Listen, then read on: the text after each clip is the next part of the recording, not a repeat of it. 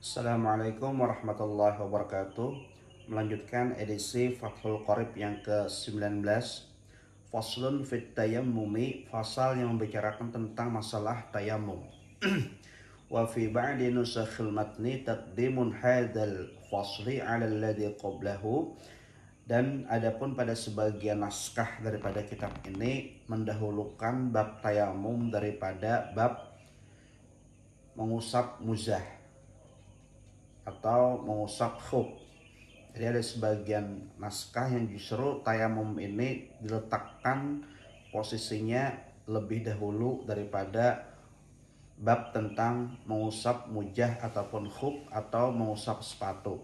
Itu ada naskah seperti itu. Wa tayammumu lughatan, adapun tayamum secara bahasa itu maknanya adalah al-qasdu, yaitu bermaksud. Adapun secara fikih wa syar'an isalu turabin tahurin dal wajhi wal yadaini badalan an wudu'in aw ghusli udwin bi syara'ita makhsusatin. Adapun secara hukum fikih maka tayamum itu pengertiannya adalah menyampaikan debu yang suci bagi wajah maupun tangan sebagai ganti daripada wudhu ataupun mandi, atau membasuh bagian daripada tubuh dengan syarat-syarat tertentu. Nah, ini adalah pengertian secara hukum fikih bahwa tayamum itu menyampaikan debu yang suci ke bagian wajah maupun tangan sebagai ganti daripada wudhu atau mandi dengan beberapa syarat tertentu. Wa syara'itu tayammumi khamsatu asya' wa fi ba'di nusakhil matni khamsu khisala. Adapun syarat daripada tayamum itu ada 5. Nah, ini adalah syaratnya. Syarat kita boleh bertayamum. Ahaduha wujudul udri bisafarin aw maradin. Yang pertama, syarat yang pertama adalah adanya suatu alasan karena sebab safar ataupun bepergian atau karena sakit. Jadi syarat daripada tayamum yang pertama adalah adanya suatu udzur ataupun alasan yang disebabkan karena bepergian ataupun sakit. Itu syarat yang pertama. Wa tsani dukhulu waqti sholati, dan syarat yang kedua adalah telah masuknya waktu sholat.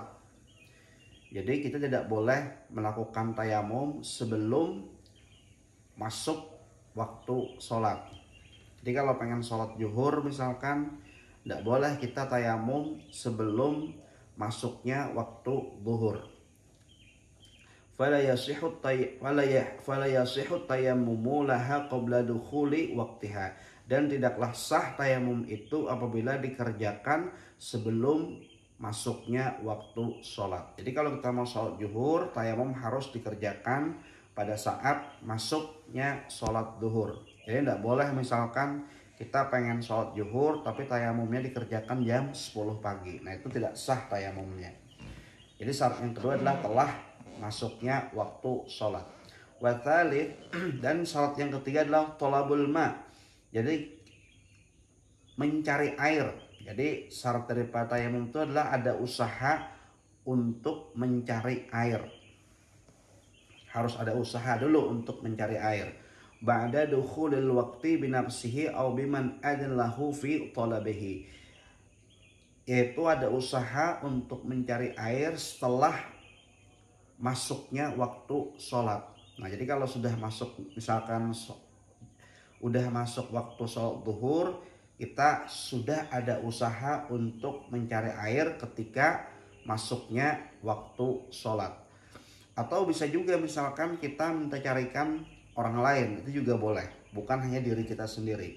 Fayatlubul ma'a min rohlihi au warifqatihi, dan dia mencari air bersama rombongan ataupun teman-temannya. Ya, jadi kita berusaha ya menanyakan kepada rombongan atau teman-temannya atau bersama teman-temannya untuk mencari air. Fa in kana munfaridan nadhara hawlaihi minal jihatil arba'i in kana bimustawin minal ard. Tapi kalau misalkan dia bepergian seorang diri, maka hendaklah dia melihat daripada keadaan sekitarnya dari 4 arah, ya, dari 4 arah apabila permukaan bumi itu datar. Jadi ketika permukaan bumi itu datar, hendaknya dia melihat apakah terdapat air dari 4 arah. Fa in kana fiha irtifa'un wa inkhifadun taraddada qadra nadharihi. Jadi kalau misalkan permukaan bumi itu tidak datar, misalkan permukaan bumi itu naik turun, maka hendaknya dia melihat bukan cuma sekedar daripada 4 sisi, 4 arah, tapi dari sisi permukaan bumi yang meninggi dan menurun. Jadi kalau permukaan bumi itu tidak datar, ada tanjakan, ada turunan, itu bukan cuma sekedar 4 arah, tapi lebih daripada itu. Dia harus mencari pada sisi permukaan bumi yang di atas maupun di bawah, apakah ketemu air ataupun tidak. Ini adalah syarat yang ketiga. Warabi ta'adzur istimalihi, dan syarat yang keempat adalah adanya udzur ataupun alasan dalam penggunaannya, ailma, yaitu jadi adanya suatu udzur ataupun alasan yang menghalangi dia tidak bisa menggunakan air. Misalkan bi ayyi khafa min isti'malil ma'i ala dhihabi naqsin aw manfa'atin manfaati udwin. Misalkan penggunaan air itu dapat mengakibatkan hilangnya nyawa bagi dia atau cacatnya daripada anggota tubuh. Nah, ini dimaksud dengan alasan penggunaan air. Jadi misalkan dia terkena air, itu dapat menghilangkan nyawanya ataupun kemanfaatan daripada salah satu anggota tubuhnya. Wa yadkhulu fil 'udri ma law kana bi qurbihi ma'un wa khafa law qasadahu 'ala nafsihi min sabu'in au aduwin au aduwin. Demikian juga masuk daripada alasan itu adalah misalkan di sekitarnya itu terdapat ada air, tetapi kalau dia mengambil air itu dia bisa diterkam oleh binatang buas. Jadi misalkan ada air tapi mungkin di sana ada ular, nah itu kan berbahaya bagi dirinya. Atau ada musuh yang dapat mengancamnya. Ini termasuk daripada alasan itu tadi. Jadi ada binatang buas ataupun musuh di sekitar air. Au ala malihi min sarikin au ghasibin, atau kalau dia mengambil air tersebut hartanya itu bisa dirampok. Itu juga termasuk daripada alasan. Wa yajadu fi ba'di nusakhil matni fi hadha syarti ziyadatun ba'da ta'addur istimali wa hiya wa iwaduhu ba'da talabi. Dan masuk daripada syaratnya adalah lemahnya dirinya ketika akan mencari air, itu termasuk.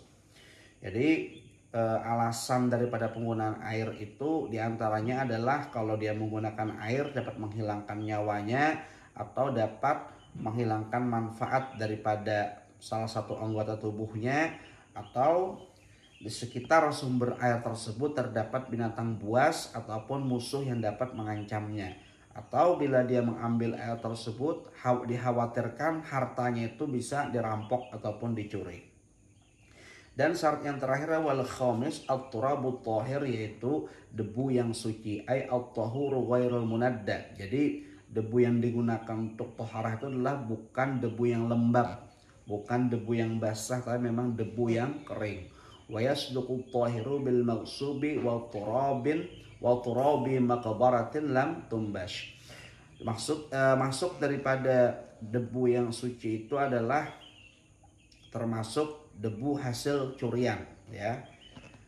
Itu termasuk debu yang suci, walaupun itu adalah debu curian, tapi memang berdosanya adalah dari sisi dia menggunakan debu yang curian, tapi dari sisi syaratnya masuk aja sebetulnya. Tapi tetap berdosa karena menggunakan debu hasil curian ataupun debu dari daerah perkuburan yang belum pernah digali. Itu termasuk debu yang suci. Wa yajadu fi ba'din nusakhi ziyadatun fi hadha syarti wa hiya, dan ditambahkan lagi pada naskah lahu gubarun fa in khalatahu jisun aw ramlun lam yajuz. Jadi kalau misalkan debu itu bercampur dengan batu kapur ataupun pasir, nah maka itu debunya tidak bisa digunakan untuk tayamum. Jadi tidak boleh bercampur dengan batu kapur maupun pasir. Wa hadza muwafiqun lama qalahu an-Nawawi fi Syarhil Muhadzab wa Tashih. Ini juga selaras dengan perkataan Imam Nawawi di dalam kitab Syarh al-Muhadzab dan kitab At-Tashih. Lakinnahu fi Rawdah wal Fatawa jawaza dzalika. Namun di dalam kitab beliau yang lain yaitu Rawdah maupun Fatawa, debu yang bercampur dengan pasir maupun batu kapur itu tetap sah digunakan untuk bertayamum. Wa yasihhu tayammumu aidan bi ramlin fihi kubarun. Demikian juga debu yang bercampur dengan pasir itu kata Imam Nawawi itu masih diperbolehkan dalam kitab Rawdah maupun Fatawa. Wa kharaja biqaulil musannifi at-turabu ghairuhu kanuratin wa suhaqatin khazapin. Dan keluar dari perkataan pengarang kitab atau tidak termasuk daripada debu untuk tayamum itu adalah seperti batu kapur maupun pecahan tembikar. Nah ini kalau menurut pengarang kitab itu tidak bisa digunakan untuk bertayamum, debu yang bercampur dengan batu kapur maupun pecahan tembikar. Wa kharaja bil tahiri an-najisu, dan tidak termasuk daripada debu yang suci adalah debu yang terkena najis, itu tidak termasuk. Dia bukan termasuk debu yang suci. Wa amma turabul musta'mal fala yasihhu tayammum bih. Demikian juga debu yang musta'mal yang telah terpakai itu juga tidak sah digunakan sebagai untuk tayamum. Jadi syarat untuk tayamum itu ada 5.